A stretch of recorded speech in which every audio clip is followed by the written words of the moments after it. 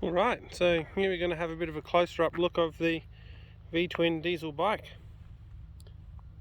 The frame is a 1998 Yamaha V-Star 1100.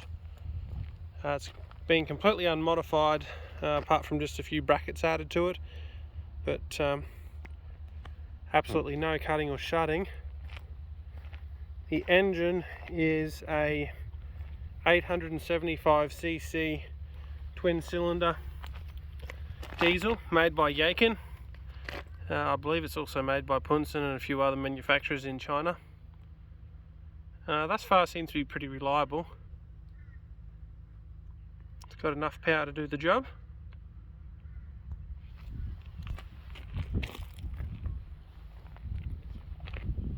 The whole thing took me about 18 months to do.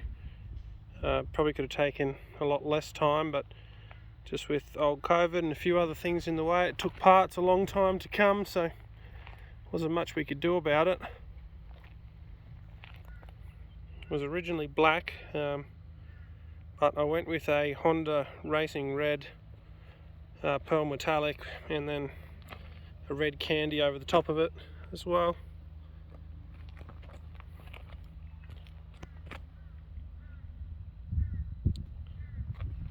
There's all the exhaust. It's got a full stainless exhaust, and we made up a few covers and got them all chromed to go into the factory mufflers. These two parts here are original, and then all the rest had to be fabricated. That air intake there also, originally they have like a air box on top of the engine.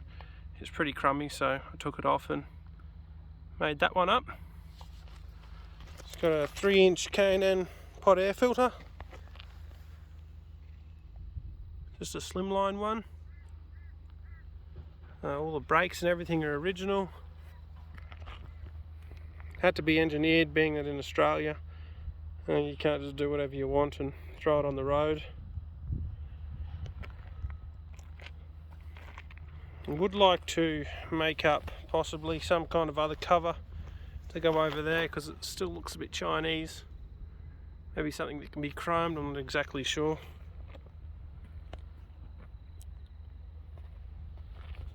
I managed to keep all of the original chrome on the bike as well.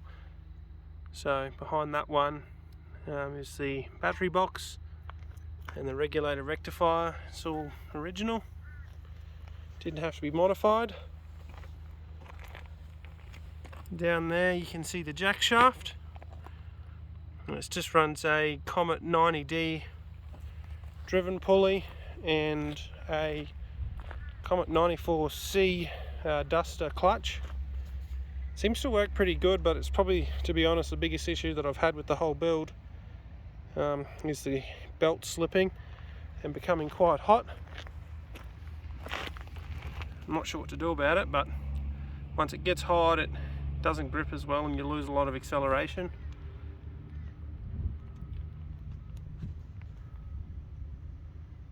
Not sure whether there's any other brands out there might be able to do the job a little bit better, or whether I can just cut some vents into that guard and try and allow a bit more airflow to keep things cool.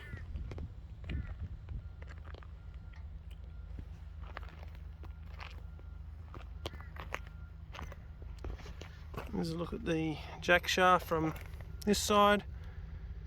So it's just a 1-inch keyed shaft running on pillar block bearers, and here's a bracket here that had to be made up and welded onto the original frame. This bike also used to be shaft drive, so converting it to chain was probably one of the luckiest things, because there's no room at all. Straight from the pillar blocks onto the chain, it only just fits between all the framework on the swing arm, and had to get that hub there made up by an engineer. It just bolts on with 6 bolts onto the original, I'm not sure exactly what they're called, but that's like a shock dampening system inside the original hub where the gearbox used to bolt on. So that bolts directly to that, and then we've added a bearing out here on the axle to carry the torque from the chain pulling against the hub, whereas obviously they never had that issue with the gearbox. That ring there, that's for the speedo sensor. It's got the original speedo sensor, this there. All we had to do was just work out the difference in gear ratio from the original. Original gear only had 44 teeth on it. It was a 2.8 gear ratio, so we just had to times it by 2.8, and that was how many teeth we put on it. It works out perfectly. The sprockets are from a DRZ 400. I think I've got a 49 tooth on the rear at the moment, with just your standard 520 chain. The front sprocket's up here. The drive sprocket, it comes from an industrial 10B drive sprocket, which the engineer also skimmed down to the width of a 520 chain for me and put a keyway in it, so that it's a 1-inch bore with a 1/4-inch keyway. Works pretty good.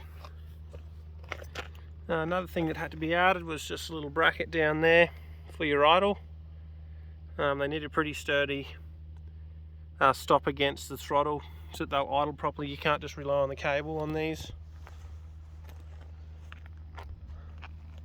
Another thing that we did was advance the timing of the engine a little bit, just by removing some shims from there. Puts out a little bit more power. Actually did it by accident. Didn't realise what that was originally for, but yeah, so them shims there control the injection timing. So if you remove shims, you advance the timing. These here on the pump, if they're twisted either that way or that way, they allow more or less fuel to each injector.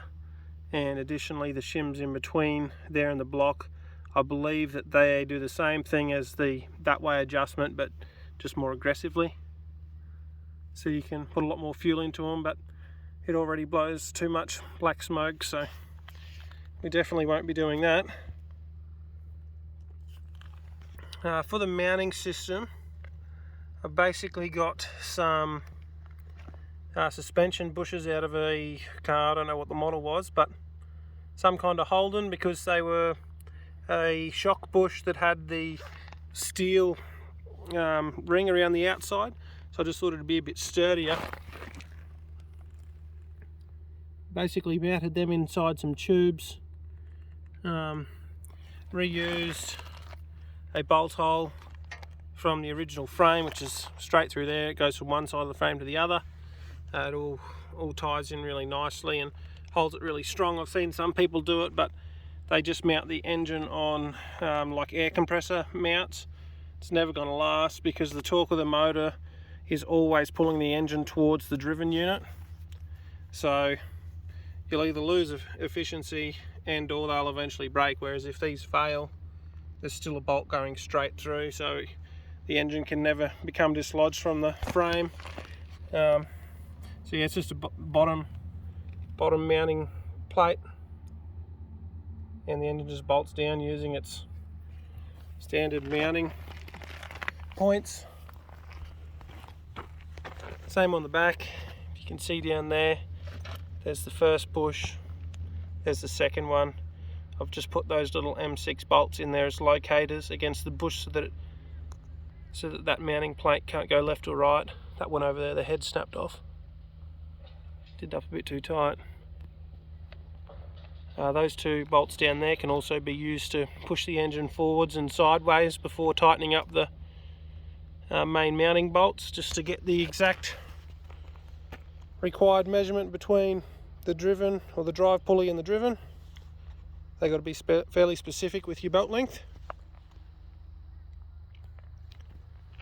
Apart from that, everything's been kept original. The original speedo works. The oil pressure light all works. Just taps in with the oil pressure sensor down on the motor there, which has got that blue wire running to it. So I think that's about it. Start it up and give it a run.